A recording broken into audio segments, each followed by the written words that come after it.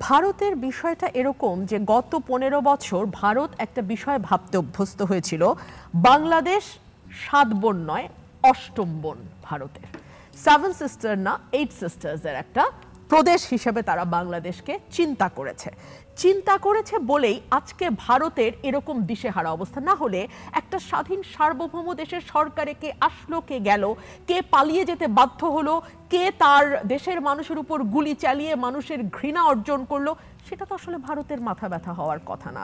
কিন্তু ভারত যেহেতু বাংলাদেশকে এই 15 বছরে তার 8ম অঙ্গরাজ্য বলে ভাবতে অভ্যস্ত হয়ে গেছে, সুতরাং এটা ভারতকে ভীষণভাবে আঘাত করেছে এবং ভারতের মধ্যে এক ধরনের উন্মাদ প্রবণতা আমি লক্ষ্য করি। 2 হচ্ছে ভারতকে বন্ধু রাষ্ট্র বলে শেখ হাসিনা গলা ফাটাতো। বন্ধু রাষ্ট্র হচ্ছে সেটা, ভারতের কথা যদি ধরি, যে কিনা চারপাশে কাঁটাতারের বেড়া দিয়ে রাখে না, সেই কাঁটাতারের বেড়ার উপর আবার ফেলানি ঝোলে। এবং সেই সময় তৎকালীন মন্ত্রীদেরকে আমরা বলতে শুনেছি বাংলাদেশের মানুষ দায়ী, কারণ তারা রাতের বেলা গরু চুরি করে নিয়ে আসে, চোরাচালান সাথে যুক্ত হয় এবং সে কারণেই নাকি বিএসএফ তাদের গুলি করে মারতে বাধ্য হয়। অর্থাৎ এই যে বর্ডার কিলিং এর মতন নৃশংসতা, যেটাকে গার্ডিয়ান বলছে দক্ষিণ এশিয়ার বদ্ধভূমি, বাংলাদেশ এবং ভারতের সীমানা দক্ষিণ এশিয়ার বদ্ধভূমি, এই বদ্ধভূমিটা হয়েছে বাংলাদেশের মানুষের দোষে। এই সরকারকে আমি সাধুবাদ জানাই। এই সরকার আসবার পরে আমরা ভারতের সঙ্গে একটা আত্মমর্যাদাশীল জাতি হিসেবে চোখে চোখ রেখে কথা বলতে পারছি। আমরা ভারতের হাই কমিশনারকে তলব করে আনতে পারছি এবং এনে তার কাছে জবাবদিহিতা চাইতে পারছি। আমরা সারা কুককে ডেকে আনতে পারছি এবং বলতে পারছি যে আপনারা যে রিপোর্ট দিচ্ছেন সেই রিপোর্ট একেবারেই ভুয়া।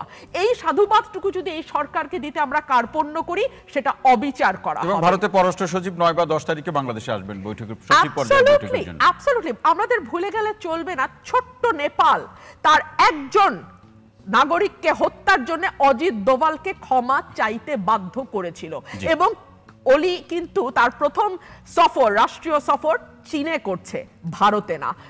নেপাল যদি পারে, ভুটান যদি পারে, শ্রীলঙ্কা যদি পারে, মালদ্বীপ যদি পারে, ওয়াই নট বাংলাদেশ? আর 71-এর খোটা কথায় কথায় ভারত দেয়। ভারতের মনে রাখা উচিত 71 সালে তারা বাংলাদেশকে সহযোগিতা করেছে, কারণ 2 পাশে পাকিস্তান নিয়ে সংসার করা ভারতের জন্য খুব স্বস্তিদায়ক ছিল না এবং বাংলাদেশকে পাকিস্তান থেকে আলাদা করা ভারত তার নিজের স্বার্থে করেছে। ভারত, আপনি দেখেন, ভারতে বিভিন্ন দল মত আছে এবং তারা পরস্পরের বিরুদ্ধে একেবারে শোরগোল করে ফেলে, কিন্তু বাংলাদেশ হচ্ছে সেই ইস্যু, বাংলাদেশের ডিসইনফরমেশন হচ্ছে সেই ইনফরমেশন, যেই ডিসইনফরমেশনের ব্যাপারে আপনি মমতা বন্দ্যোপাধ্যায় থেকে শুরু করে বিজেপির নেতা শুভেন্দু পর্যন্ত কিংবা ধরুন কংগ্রেস পর্যন্ত আপনি সকলকে ঐক্যমতে আসতে দেখবেন। পলাতক হাসিনাকে কোলে করে ভারতে আশ্রয় দেওয়ার ব্যাপারে আপনি কিন্তু কংগ্রেস, বিজেপি কিংবা তৃণমূল কংগ্রেসকে কোনো অংশে ভিন্ন মত পোষণ